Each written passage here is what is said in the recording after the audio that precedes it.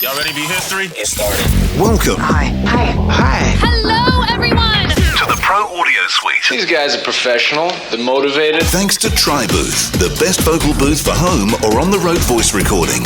And Austrian Audio, making passion heard. Introducing Robert Marshall from Source Elements and Someone Audio Post, Chicago. Darren Robbo Robertson from Voodoo Radio Imaging, Sydney. Tech to the VO Stars, George the Tech Whittam from LA. And me, Andrew Peters, voiceover talent and home studio guy. Line up, learner! Here we go. And don't forget the code TRIPAP200, and that will get you $200 off your TriBooth. Now, Robbo and I were having a bit of a chat the other day about archiving, which is something I strangely do, and I don't know why I do it, but I do. But there are different reasons for archiving, and mine is obviously completely different to Robert's, and of course it's completely different from Robbo's. So how much do you archive, and how far back do your archives go? Well, as I said in the conversation yesterday, I actually archive everything. I could pretty much pull out any session I've done since Voodoo Sound existed, which is fast approaching 20 years. But I do charge a backup fee to my clients, so they pay $25 for the privilege. And look, to be fair, whether they pay it or not, I do archive it.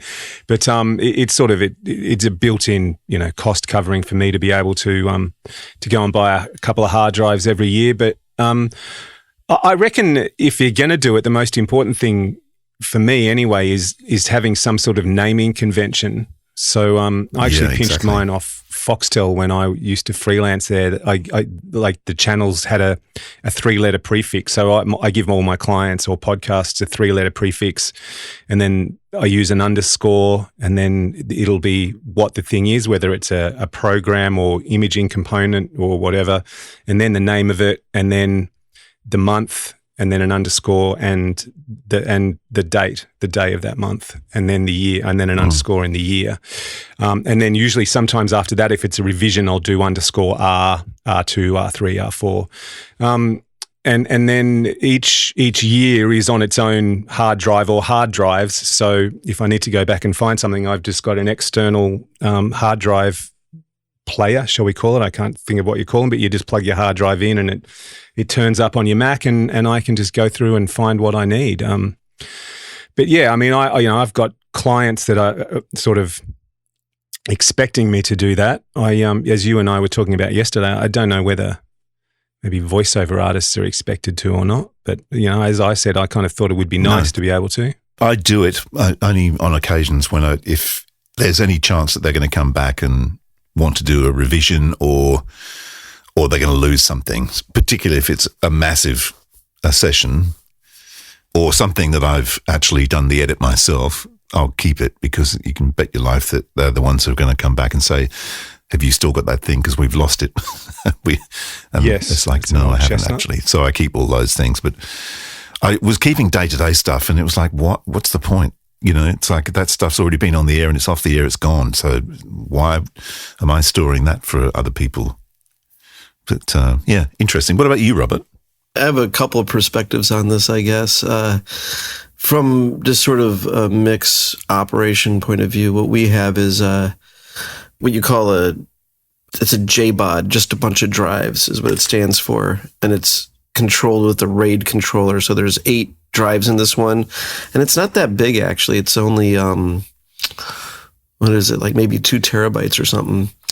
And across all 8 drives are all of our jobs that are sort of current, essentially. And the way the JBOD works is that if it's an array, and so you can literally lose any one of those 8 drives can just completely go to crap, and we won't lose any data. You just slide a drive back in there and it Isn't heals. it a RAID 5 or a RAID 6 It's RAID or something? 6, actually. Yeah. Right. So you can lose 2 out of the 8, I believe, is what we are. And we've had it over the last 10 years. When we bought it, we just bought a whole stack of the same hard drives. And we've only had to use like 2 in the last 10 years. So that's like kind of our live job. And then what we do, we would have all of our live jobs on that drive, and then if we ran out of space, we would peel out whatever. We would just go for like the jobs that aren't active. So some of these jobs that we have were on that drive and have never been, they just keep on coming back essentially. So they're always on the active drive. Meanwhile, the people that come in and do one thing and then they're gone, you never see them again. They get moved off. And then we would make 2 copies of that. And what we've been doing now is like, I'll go home with one and Sean will go home with the other. But however it goes, they're just basically on dead drives, or they're not spinning anymore. They're just sitting on a shelf. So we can access those. And then what we have, for a backup of the main drive array, if the building was to burn down, I was using Time Machine and then taking a drive home every now and then. But we started using Backblaze, which is just a really good service. It's like cheap for the year and it just backs up. As long as the drive is spinning, they don't charge you, I think, by the size. They're just like, it just has to be an active drive. So that's our offsite backup. And then we just have a database, which is really just a spreadsheet where a job comes in, we have like a naming convention and we name it by the job name and then a job number. And there's a database that has basically every time that job was ever touched. So to us, these are all like a bunch of little rolling snowballs that get bigger and bigger and bigger, and jobs come back and they get added to, or they just never go away and they're always on the active drive. And that's how we do the post operation.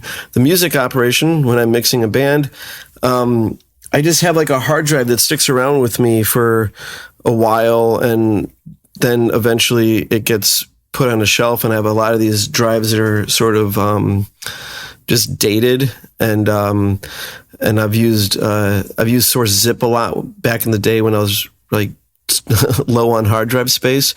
But the problem is some of these drives are 40-pin IDE drives, and I keep around one FireWire case that has a 40-pin, like, I can plug in any one of these hard drives, and then others are SATA, and those are really easy with the USB slots or the USB docking, for the SATA drives. But it's looser. I just basically go by date, and the client will say, "Hey, I did something with you," and I'll just go rummaging through my hard drives and hopefully find one from that date. Every now and then you may do 2 hard drives in a year, but those are my 2 systems. One is very stringent and good, and the other one is loose. So, George, do you know any other talent who store, archive their sessions? I think the vast majority barely are functional on a computer that I work with. So they have extremely minimal protocol. I know a lot of talent that don't even make a backup, to be honest. Yeah. As far as they're concerned, once they got paid, they could care less. It's gone. Some people are more data processing type people like me, and they like to keep everything they've recorded. And so what I would tell people, which almost never comes up, but my protocol is I have an archive hard drive that I will dump things onto about once a year. So I'm basically clearing space off of my local drive / cloud drives. I use Dropbox, Google Drive, and iCloud. So stuff's in different places for different reasons. My business is on Google Drive, right? So every single client folder is on Google Drive at all times, and there's something around 1 terabyte or so there. And that's not that much because I'm not doing multi-track productions or, in most cases, any video, right? It's just small numbers of files. But my client media folder is 250 on disk anyway, because it's bigger than what's on my disk. But what's on disk is about 250 gigabytes, and there's roughly 32,000 items in that folder. Wow! And then it's funny. I'll look at I have one. I just have 26 folders, A, B, C, D, and so forth. And the biggest folder is the letter C. So statistically, there are more people by the name of C, and I go by first names, right? So first names with C are the most common. Then S, then J, then A, then D, then M. It's kind of funny. I have all these weird statistics about names because I have 4,000 or 5,000 clients. So it's really interesting to see some of the names that are so common. I've got stuff. This is how stupid it is. I think I'm actually a hoarder. I've got files here. Like I keep a folder for each client, and then every session gets put into the folder. Right. I look at some of them, and I even looking at the folder, go, God, I haven't worked with those guys for years. But and then you just open the folder and look at the date of the sessions. It's like, that was like, 15 years ago. What the hell am I keeping that for? It's amazing, right? Well, data is cheap. It's really, really cheap to store data. Yeah. I mean, it's never been cheaper. So it's kind of like there's no harm in doing it. You just have to eventually clear house. You're eventually going to fill your cloud drive or your local drive. So you have to have some kind of protocol to then move things. So you eventually have to take it into your own domain and not have it up on the cloud. And right. And there's an old thing with data though, which is you don't have a copy unless you have 2 copies. Right. True. This is what I think is interesting. So all these cloud storage scenarios have not changed price or capacity in many years. They're all still $10 for a terabyte or 2 terabytes. And that hasn't changed in a long time. The meaning of a terabyte hasn't changed. Right. So what they're doing is they're making progressively more money per terabyte over the years. Yes. Because their cost of storage is dropping year after year. And they're just keeping the price the same. But they are continuously having to reinvest because like another thing about archive and storage is that and this is the problem I have. It's like an archive is not a static thing. It must be moved and massaged, and you have to keep it moving with the technology going forward. Because if not, you end up with things like I've got archives. I mean, I've got analog reel-to-reel tapes, plenty of those with stuff on them, and I can dig up the deck to play it back. But once you don't have that deck anymore, you just don't have it. Yep. And I've got DAT backups and exabyte backups. Remember those, Robbo? Yeah, I do. And CD-ROMs, and then how about this one that happened to me? I did a whole huge one of the biggest albums I ever did, and I backed it up to a stack of DVDs. Yeah. Like DVD-Rs. DVD-Rs. Yeah, like 4 gigs each. Wow. Not terrible. Like not 4 gigs each, I think. Were they 4 gigs each? Is that how much they were? I think so. Yeah, 4, and then dual layer were 8 or something, weren't they? 8, right. Okay. So, and these were some crappy ones. Within 3 years, I went to play those things and basically data rot. Yeah. Wow. It was gone. I mean, like, that's when you learn the lesson. Yeah. And so if you don't keep your data moving, you don't know what's going to happen to that physical device that's holding it, and not just what happens to it, but what happens to the ability to even use that type of device or that type of software that reads it. But so here's the interesting thing, right? I dragged out an old laptop case that I used to store all my DATs in when I used to sort of freelance, and I always had DATs, especially for radio imaging of bits and pieces that I would drag around with me. And I had to pull it out the other day, and this thing's been sitting in my garage, right? So not temperature controlled, not dust controlled, nothing else. There's about 60 DATs in this thing, and I've got an old, it's not even on a digital database, it's an old sort of folder that's got like each DAT has its own master and all that sort of shit. So I pulled this out, right? This is stuff that I recorded when I was still at Triple M in Adelaide. So we're talking 1996. Right, I dragged this DAT out, and my trusty portable Sony Walkman, the TCD D100, dragged that out, put some batteries in it, plugged it into my Mac, chucked the DAT in going, there's no way this is going to work, hit, dialed up the track number, hit play, bang, spun up to it, played it back, pristine. Absolutely pristine. No glitches, no static. I've had the same thing happen where the DAT machine has been completely screwed, and then you have to get a new DAT machine, but at least you can get those. But when the DAT tapes go, you're kind of like, you're SOL. You're just you're SOL. Like maybe you can find a read pass that works, but for the most part, that part of the tape is just like screwed. But that kind of thing happens even with files. I had a Zoom. Rode, you'd be happy to know it's a Zoom. And it was like a Zoom recorder, recorded the files, a full concert, got home to play it, files, complete silence. And it turns out that basically the Zoom didn't like the little SD card. It was too slow. It was too this. Yep. And every indication was everything was fine until that file got big enough for the SD card to freak out. So all these mediums, even the new ones, still have their frailties. And I know DATs are really known for being frail. Like, look at it wrong, and it's never going to play back. So, well, the really pro media, right? The pro devices that use media, like solid state media, usually have redundant disks. They all have 2 slots whether it's SD or CF or some other high speed, they'll always have a double slot because they have redundancy.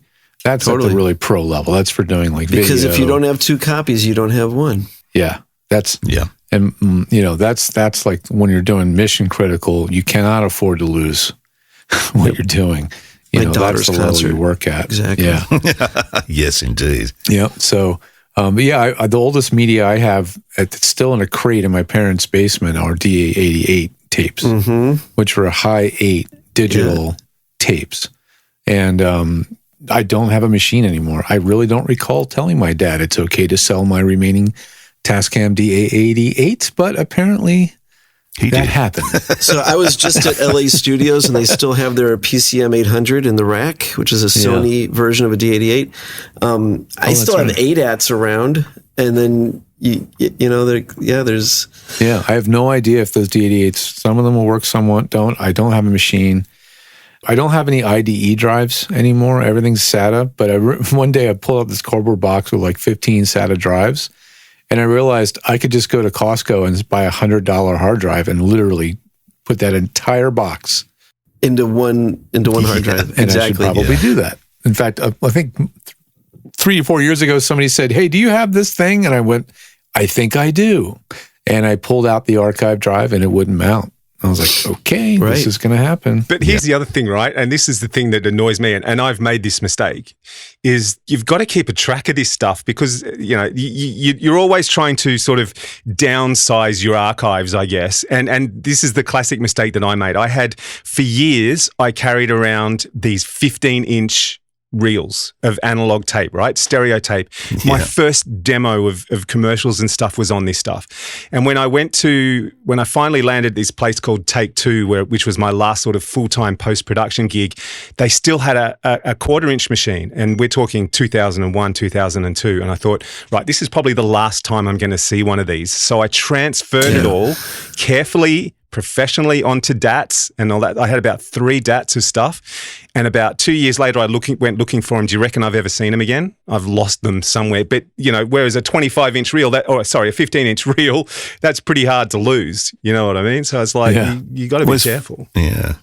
Well, it's funny, when I was a kid, this is slightly off topic, but it's, I suppose, archiving in a strange way. But during summer holidays, a mate of mine, we used to go and try and get jobs, and his brother was a painter and decorator, and he used to get us out there, doing a bit of labouring for him. And he said, "Oh, do you guys want to earn some money?" It's like, yeah.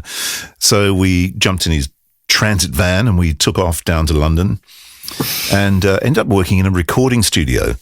And we were painting Rod Stewart's office. What? Pink? And he had the office color? above this. It was, I can tell you exactly what colour. It was mission brown and burnt orange. Okay, I knew there would be something like pink or orange. Yeah, there you go. A pair of brown and orange headphones right here. Yes, that's right. Yeah, it was pretty funny. But the recording studio downstairs, they just used to bin all this quarter-inch tape. Oh, yeah. Just throw it away. So it was bins full of it. My dad was in electronics, so I thought, I might just help myself to some of those. I mean, they're throwing them away after all. And it was just 7-inch reels, so I just grabbed a whole bunch of 7-inch reels out of the bin, took them home, and didn't play them for some peculiar reason. We just recorded over the top of them. Right. God knows what was on those tapes. Can you imagine? So check it out. One of the studios that I freelance at, one of the gigs they had was transferring before auctioning off these tapes that this janitor got out of a recording studio in New York. It was CBS or something. Turns out it's like the masters or some early tapes from Dylan's first album. Oh, wow. And so they auctioned them, and then in order to prove, like, they had to have one playback. I don't know, like they ended up like supervising the transfer. But literally, it's like, these tapes, they were supposed to go through the bulk erase, but not all of them would make it to the bulk erase. And and this guy apparently was like kind of into folk music and just happened to pull these out, and they just passed around for years and years until finally some grandparent or somebody's like, "Hey, we're going to auction these." Do you reckon they stuck them in the microwave before they played them back? Well, it's not the microwave. You put them in the dryer, in the dehydrator. I've heard stories and stories. Yeah. It was always the microwave for me. We always used to nuke them. and you'd get one playback. But I haven't heard of the dryer, but that's it's getting that tape because you have ever seen one that does it that you don't do that to? Yeah, it's crap. It peels. Like it peels. It's the scariest thing. It goes through that pinch roller. One piece of tape comes into the pinch roller, and 2 pieces of tape come out. One is the original tape. The other one's the oxide that briefly looks like a piece of tape until it crumbles into dust. Yeah, and the other's the back. And you're just like, because it's playing, and you're like, okay, I should just let it play because this is the last playback. I should have been rolling on this ever. Yeah, absolutely. Yeah, I know. It's crazy, isn't it? Yeah, but going back to the Rod Stewart thing, was it Steve Balby on this show that was talking about the Steve was the bass player for Noiseworks, and his next band was Greedy People, Electric Hippies, and they needed multi-track to record their album, so they snuck into the archives and stole a couple of the Noiseworks ones. Was it you telling that story? They stole some multi-track tape from somewhere. It was Noiseworks stuff that they went and stole, and ran it and did their own album over some band's archive. His first band, the previous band, they stole their previous band's multi-tracks and used those to record on. So, okay, at least it was theirs. But exactly. Well, bad archiving there. I know, but I guess the other thing that this whole subject leads to, and I guess, George, this is more up your alley, is the thing that always terrifies me is if I've got a remote session, I'll set it up the night before and I'll test everything and I'll save it and make sure that I don't really shut anything down. I'll just leave it all working.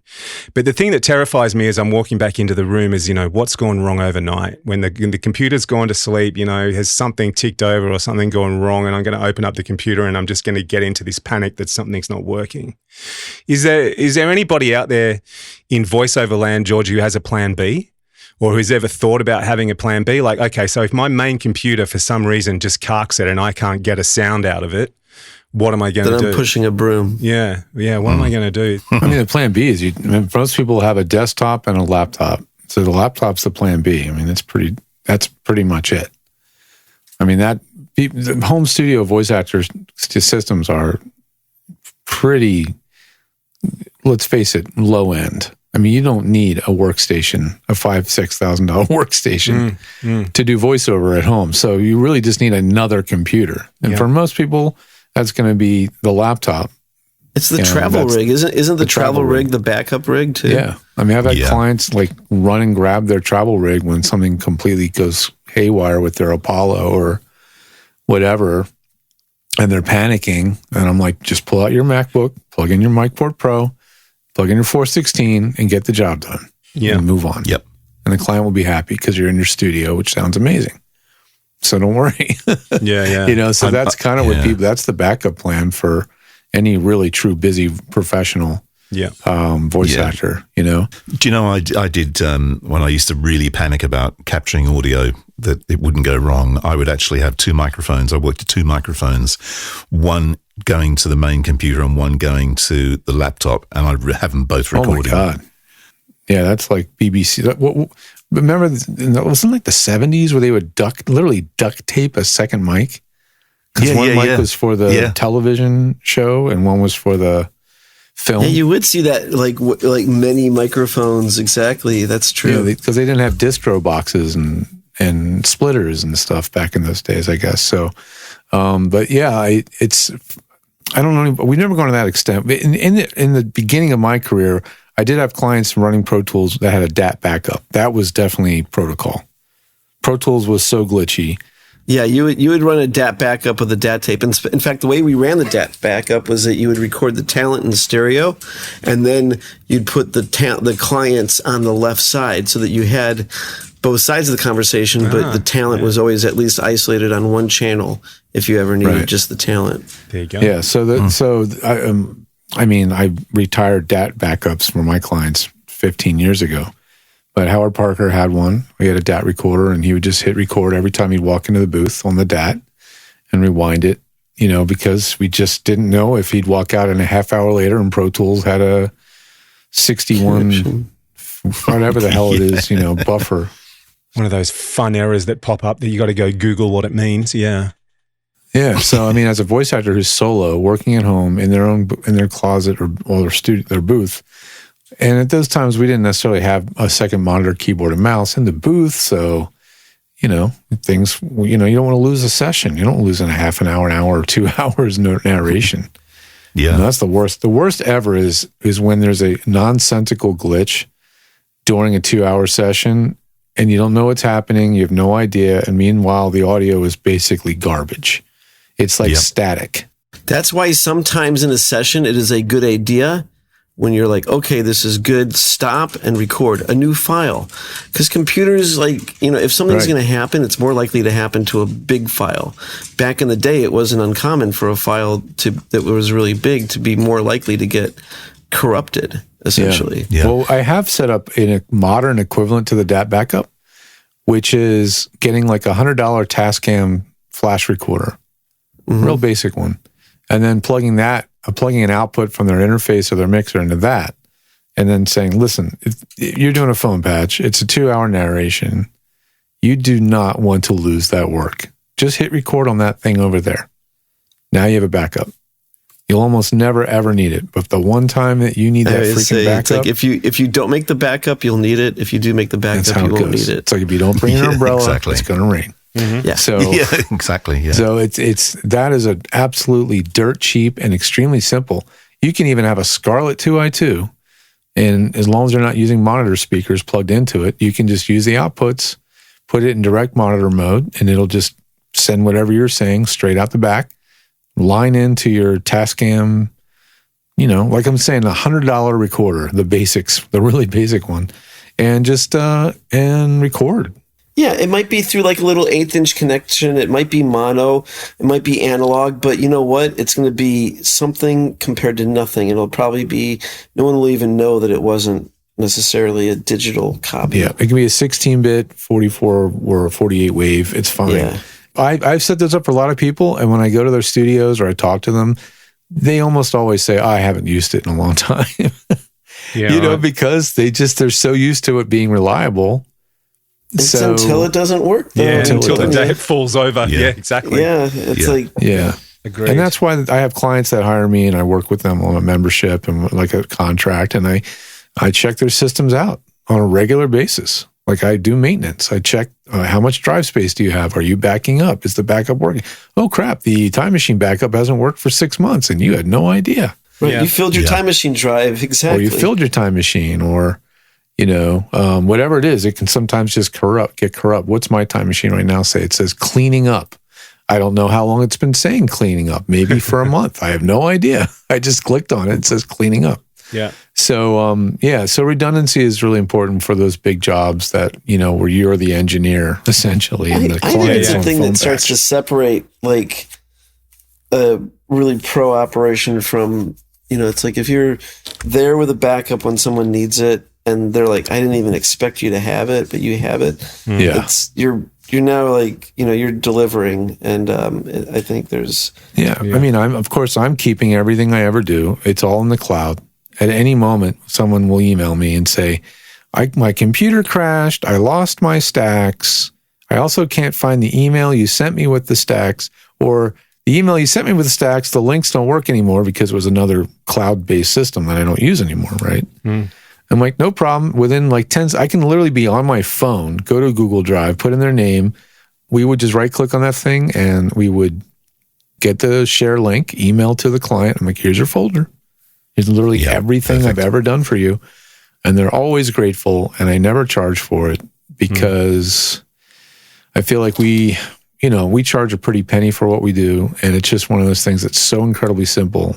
It's not like I'm trying to keep online. I'm not trying to keep an online storage of like 2 terabytes, for a client, Yeah.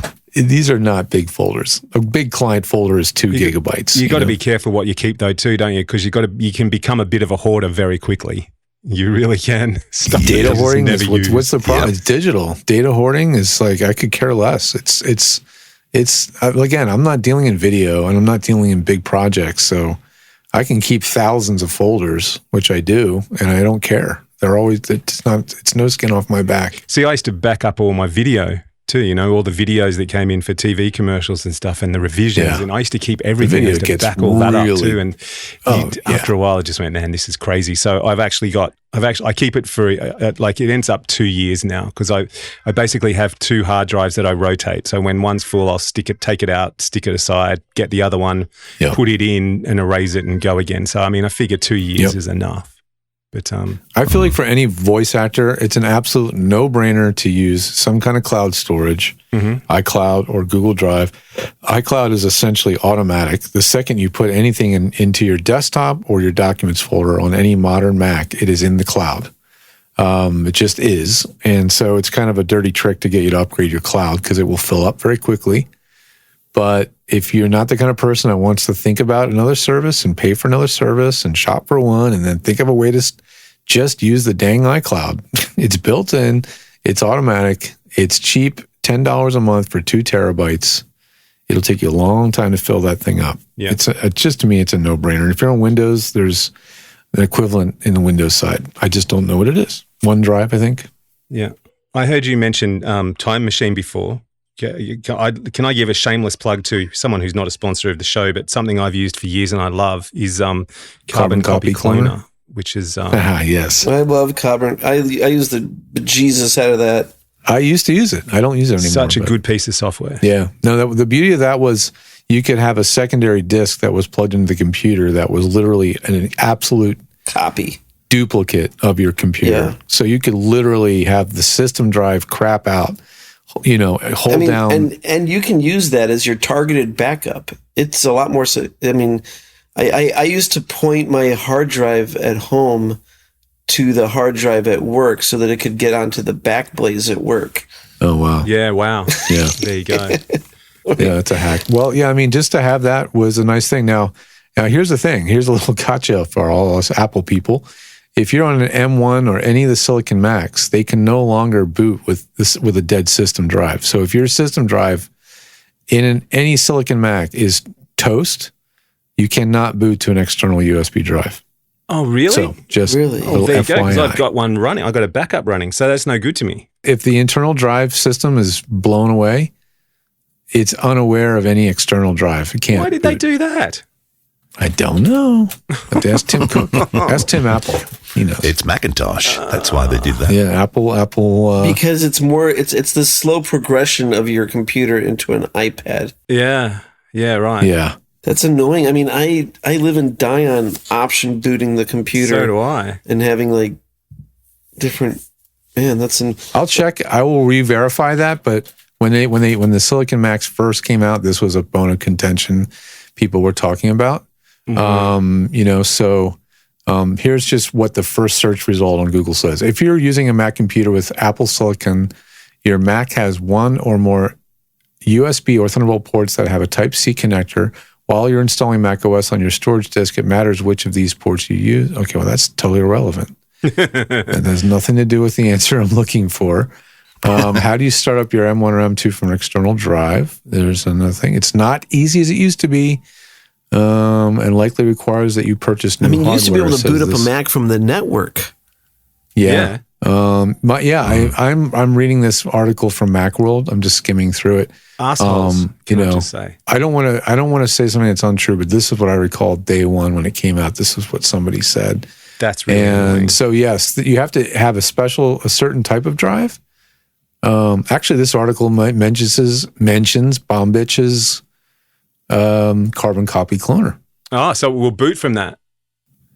And it says no, it just mentions it as a way process. to copy your drive. Probably. Yeah, they're explaining the entire process, but that external drive has to be formatted in the correct way.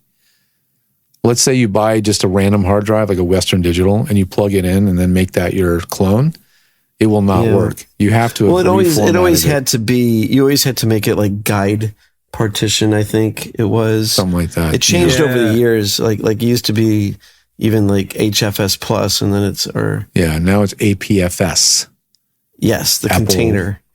Yeah, it's file, APFS. Yeah. So I know we're going down a rat hole here, but yeah, this is the kind of thing you have to think about if you're really wanting to have redundancy. I do. And have a system that can essentially crash and be online within, a minute. Yeah. And for most voice actors, that's going to be just too frustrating and difficult to maintain. And for them, just to have another computer they can plug in and go is really the most practical thing to do. That is kind of like the ultimate backup. Yeah. Yep. I was going to get rid of my MBox Pro and my 2012 Mac Pro, but I think I might hang on to both of those and they might just be my backup.